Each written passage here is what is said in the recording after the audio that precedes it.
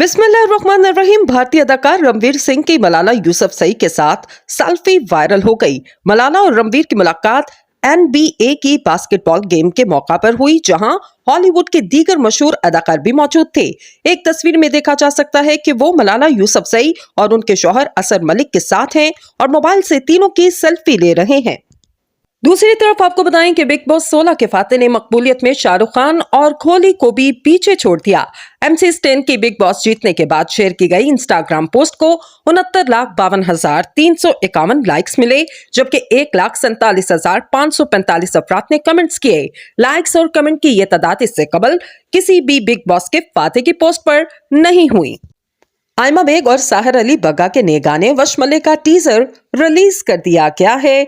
इसके अलावा आयमा बेग ने अपनी इंस्टा स्टोरी में बताया कि इनका नया गीत बलोचिस्तान की सकाफत को खराजे तहसीन पेश करने के लिए होगा।